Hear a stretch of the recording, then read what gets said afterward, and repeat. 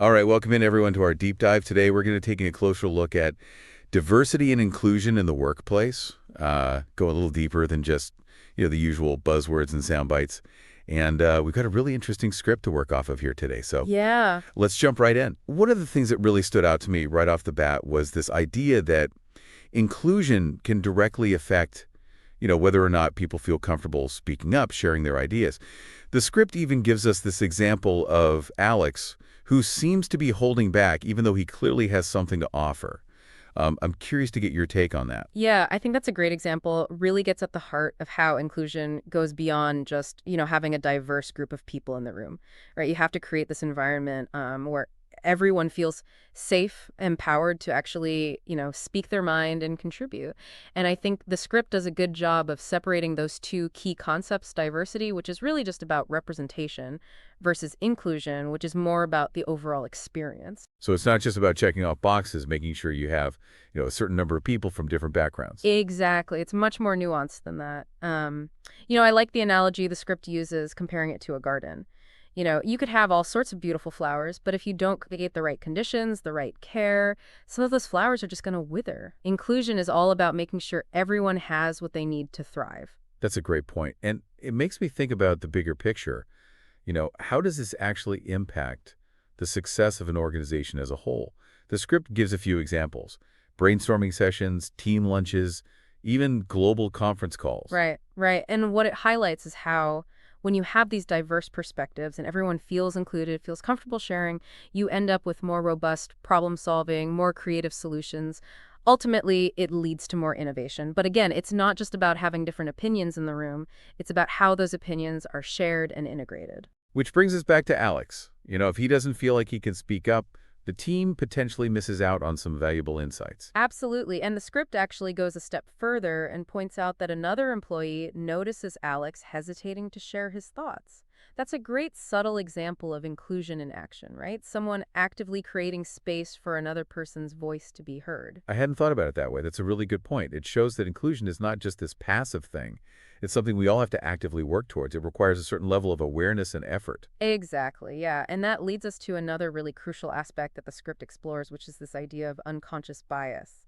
It's fascinating because it really gets at how, even with the best intentions, we can unknowingly perpetuate inequalities. Yeah, and the scenario with the hiring manager, David, is a perfect example of that. He's questioning a candidate's cultural fit based solely on their name, which is just totally unfair. It's something that could easily happen without anyone even intending to cause harm. It is. That's a classic example of what's called affinity bias, where we tend to unconsciously favor people who are similar to ourselves.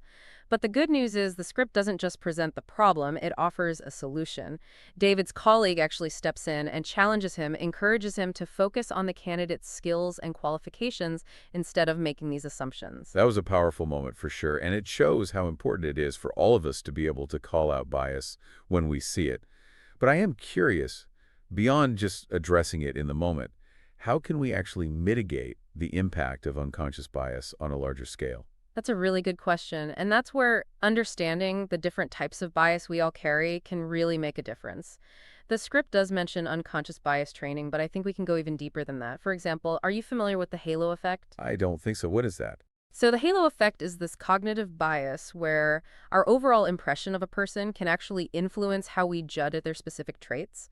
So if we perceive someone as likable, we might unconsciously overestimate their competence, or their trustworthiness without any real evidence. Wow, that's interesting, and a little scary too. Makes you wonder how much our perceptions are shaped by things we're not even aware of. Right. It can be pretty humbling to realize. And it underscores the need for systems and processes that help us minimize the potential for these biases to creep in.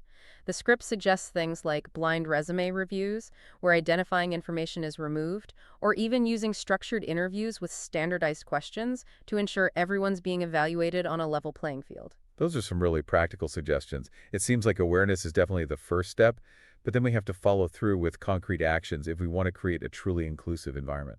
I completely agree. And the script actually offers a whole toolkit of practical tips we can use. For example, it emphasizes active listening, being open-minded, supporting colleagues, and specifically inviting those who might be quieter to participate. These might seem like small things, but they can make a huge difference in terms of creating a more inclusive and welcoming atmosphere. I really like that point about inviting quieter individuals to participate.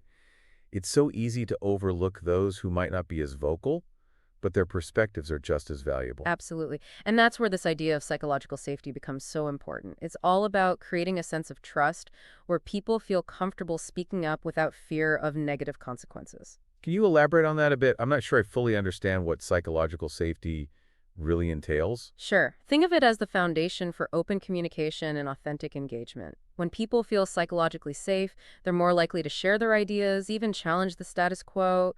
They might even be more willing to admit mistakes without fear of, judgment or retribution. That makes sense. It creates an environment where people feel comfortable taking risks and just being themselves, which ultimately benefits everyone involved. Exactly. And that's why the script links psychological safety so closely with inclusion. They really are intertwined. Okay, so we've talked about how important psychological safety is for a truly inclusive environment. But how do we actually, build that? It seems kind of, well, abstract. You can't just, force it to happen. Yeah, no, you're absolutely right. It's not like flipping a switch. But the script does offer some smart suggestions, focusing on these small but consistent actions that can help build trust and that sense of openness over time. Things like actively listening to your colleagues, respecting different viewpoints, and, giving credit where credit is due. Yeah, I mean, those things sound simple enough, but I imagine there are some deeper challenges, right? I mean, the script mentions unconscious bias training, but I wonder, is that really enough? Well, it's a good starting point for sure. Raising awareness is always going to be crucial. But yeah, a lot of the research suggests that just having those standalone training sessions isn't always enough to really shift behaviors in a meaningful way. And I think the script actually hints at that, emphasizing the need for ongoing effort for systemic solutions. It was not just a one-time fix. No, definitely not. It has to be woven into the very fabric of the organization, everything from the hiring process to performance evaluations to, even just how meetings are run. The script also mentions celebrating cultural events, which can be a nice way to build understanding and appreciation. Well, that's a great idea. I can also see how it could come across as a little superficial if it's not backed up by genuine systemic change. How do we avoid falling into that trap? That's a great point. And the script is careful to caution against tokenism. It can't just be about these surface level gestures. It's about embedding inclusion into decision making, leadership styles, everyday interactions. So true inclusion goes way beyond simply acknowledging that diversity exists. Absolutely. It's about actively using that diversity to achieve better outcomes. And the script really makes that connection, linking inclusion to innovation and creativity. When people feel safe to share their unique perspectives, everyone benefits. Now let's be realistic for a second. Navigating all these different opinions, potential conflicts even, that can get tricky. How do we make sure that this focus on inclusive decision-making doesn't lead to, endless debates or analysis paralysis? That's a valid concern, for sure. And I appreciate that the script doesn't shy away from some of the real challenges that come with putting this into practice. One solution it proposes is setting up some clear ground rules for communication, and for resolving conflict. This might involve things like active listening, respectful disagreement, and really focusing on those shared goals. So it's about finding that balance, right? Welcoming diverse perspectives while also making sure everyone can still work together effectively. Exactly. And the script emphasizes the role of leaders in setting that tone, in modeling inclusive behavior. That means being open to feedback, being willing to challenge their own biases, and creating space for others to lead. So inclusive leadership, it's not just about being nice or avoiding conflict. It's about actively creating an environment where all those diverse perspectives can thrive and contribute to success. Exactly. It's about understanding that discomfort and disagreement are natural parts of growth, of innovation even, and creating a space where those can be navigated in a constructive way. The script also talks about the importance of allyship, where individuals can actively support and advocate for those from underrepresented groups. Yeah, allyship is so important. It can really help to amplify those marginalized voices and to challenge those systemic biases we've been talking about. It really can, and it doesn't have to be about these grand gestures either. It could be as simple as speaking up when you witness a microaggression or advocating for policies that support underrepresented groups within your own team or organization. The script reminds us that everyone has a role to play in creating a truly inclusive environment. This has been an incredibly eye-opening conversation. We've really dug into the nuances of inclusion, explored some of the challenges, and most importantly, uncovered some practical strategies for building a more welcoming and equitable workplace.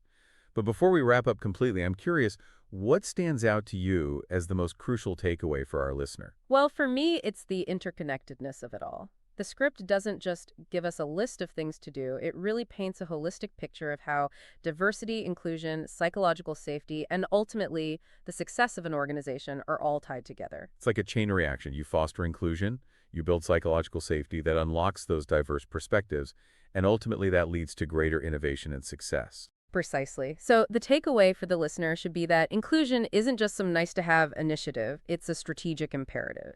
It's crucial for any organization that wants to thrive in today's world. You've given us a lot to consider today. We've covered so much ground, from the basic definitions all the way to some really practical tips. We've talked about unconscious bias, psychological safety, and I think it's become pretty clear that inclusion is not just a buzzword. It really is a crucial part of building a successful, thriving workplace. Yeah, and one of the things that's really stuck with me is how the script emphasizes that this is a journey. It's not about reaching some endpoint. There's no finish line when it comes to building a truly inclusive environment. Right. It's about constantly learning and adapting. It's an ongoing process, both for individuals and for organizations as a whole. Exactly. And that brings us back to our listener and, their own unique situation. Every workplace is different, right? So putting these concepts into practice, well, it requires a certain amount of self-reflection. It requires us to be able to adapt to our own specific context. And that's actually a perfect segue into the final thought I want to leave our listeners with today. Think about your own workplace for a moment. What's one specific action, big or small, that you could take to foster a more inclusive environment? That's a great question. It really challenges us to move beyond just the theory and into action. Maybe it's something as simple as inviting a colleague who hasn't spoken up to share their thoughts during a meeting. Or maybe it's advocating for a new policy that would better support underrepresented groups. Or even just taking some time to reflect on your own biases, and how they might be affecting your interactions with your colleagues. Absolutely. The important thing is to find something you can actually do, something actionable within your own sphere of influence. Because even those small actions can have a ripple effect and ultimately create positive change. Well, we've certainly covered a lot of ground in this deep dive, and I hope that our listeners have walked away with some valuable insights, maybe some practical tools they can use to create a more inclusive workplace. Because ultimately, diversity is the foundation, inclusion is the key, and together, well, that's how we unlock our full potential.